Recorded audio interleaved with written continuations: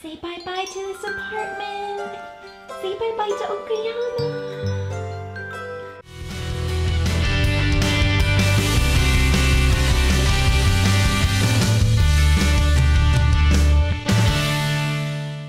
Good morning. It's 10 a.m. on March 31st and we are leaving the apartment right now and heading to Fukuoka City. This is the van that we had to rent because international driver's licenses won't work for anything larger than this, but it is pretty dang big, so it's okay. You can see we have this place completely packed with a penny. She's very good with drives, so it's no problem. Eleanor is a different story. Oh, she's already crying. This is the last of it. Ikimashou! We're more than halfway there, and I want to just tell you a little bit about our morning because moving in Japan is very different than moving in America or our experiences moving in the UK. So this morning we had multiple visitors. So we had one guy come and check our gas meter and we had to pay him right then and there for the rest of the gas that we used. And then we had a woman come in and check that everything was cleared out and that we were good to go. And then she's coming back later today. She collected our keys from us and she's coming back later today to check on damages. I would have thought that she would have done that with us there, but no, so that's something different. Then we had the guy come and get all of the furniture that we had rented. Everything that we did today apparently couldn't have been done yesterday. It has to be done the day that you're leaving. Then there was another guy that was a realtor from the real estate agency, and he came and just kind of toured the place, and yeah.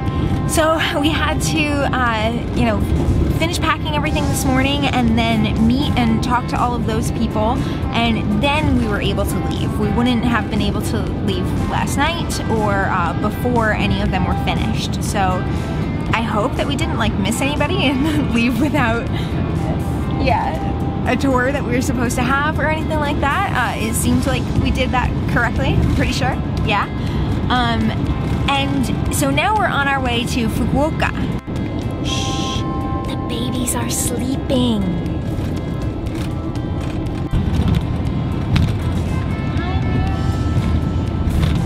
And when we get to the apartment, we're going to have to meet with one of the people from our company who, luckily for us, was able to pick up the keys to the place because it's all the things that they wanted us to do today, and then with the 5.5 hour drive in between, it would have been a lot to do all in one day.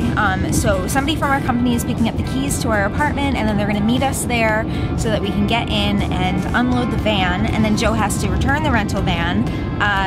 We have a gas guy coming today to the new apartment to set that up, and we have to meet with the landlord to introduce ourselves because he lives in the same building, and we have to wait because the guys who collected our stuff yesterday shipped our stuff today, and they're going to be dropping off that shipment tonight. So yeah, it's a lot of stuff. A lot of stuff today.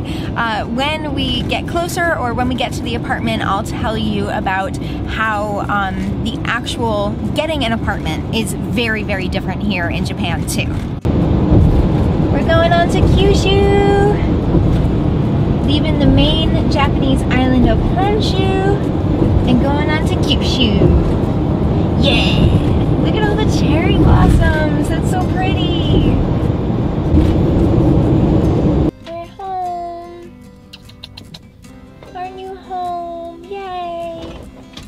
Poor baby, you drooled everywhere.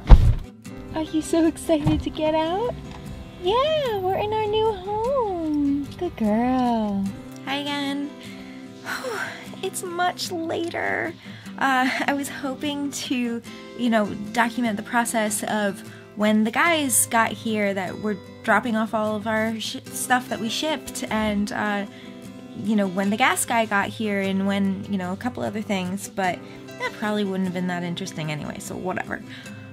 Yeah, basically we arrived here at around 4:30, and it was just a whirlwind of activity. So Lauren and Gil moved to Fukuoka before we did, so they actually came over when we said that we were here, and they were helping us move because, well, they were helping us unpack the van because I can't do much of anything right now. I'm on pain medication right now, by the way, so if I sound really weird or not myself, it makes me like really drowsy and out of it a bit, yeah. But anyway, so they helped us unpack the van, which was really, really sweet, and it is chaos in this place, actually. Let me show you what I'm looking at right now. So, this is the room that I put our bed in for now. The curtains are closed. And then we have so much more stuff in the other room. Here's the cat crates. We set up the cat tree so that they had something to lay on too. And there's one sleeping baby.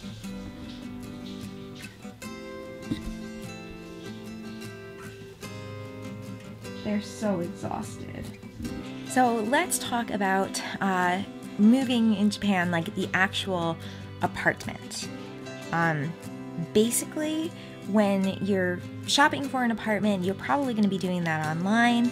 We found a bunch of different places, and then some of the people that help you when you move from Interac, our company, found a bunch of places, and we kind of exchanged them and looked at all of our options that would accept pets, and narrowed those down, and then chose our top choice to contact. Even though we found the apartment on our own, you still have to contact a realtor who contacts the landlord of the place. And then just because the realtor was involved at all, which they have to be, you have to pay them 1 month's rent immediately. There's a difference right there between the UK and America and Japan. On top of that, in America and the UK, you will often give a security deposit, but as long as you don't wreck the place, you get a lot of that back after you leave the place.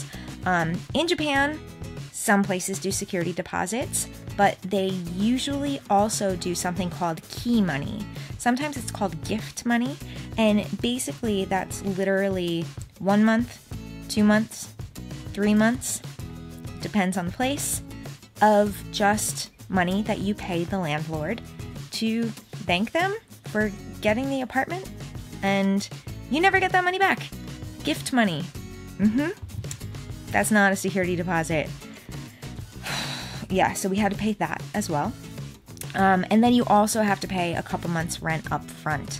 So the initial cost to get a new apartment in Japan is thousands and thousands of dollars just to have the apartment, which is crazy.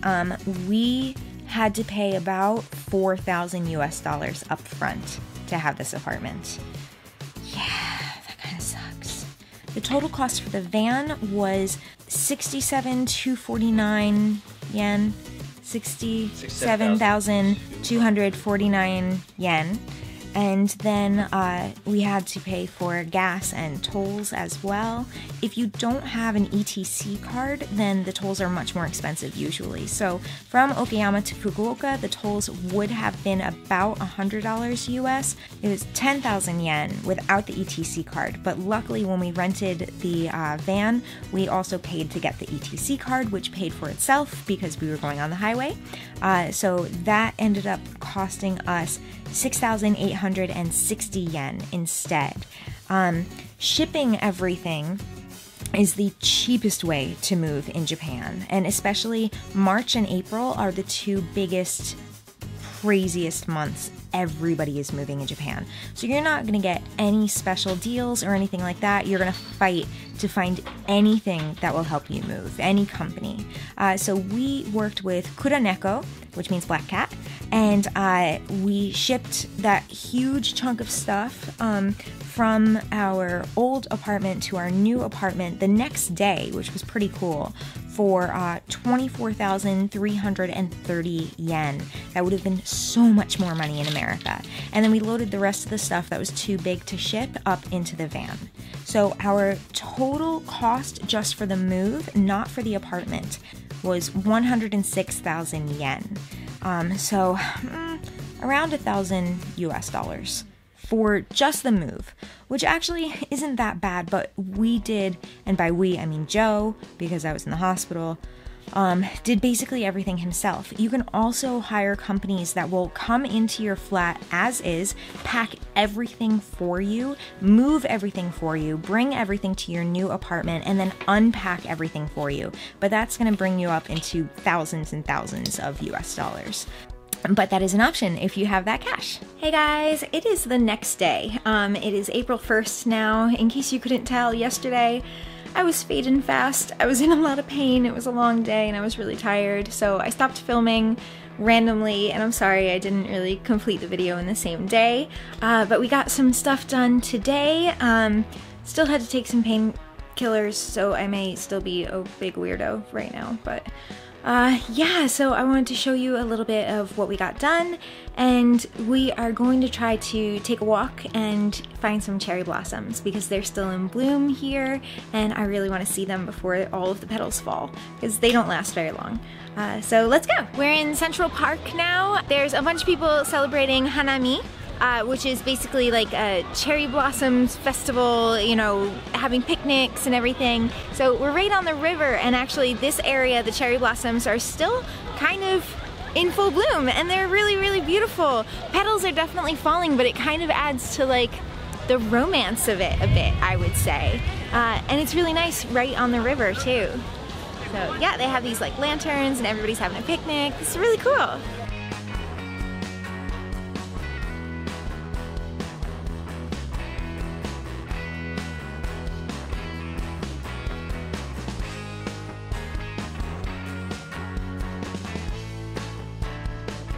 We were just walking this river a couple hours ago, and none of these stands were here before. Now, all of a sudden, they've popped up. In Fukuoka, there are over 2,000 food stands that open every night, and then they're just gone in the morning. And I think that's really cool. I'm excited to try some.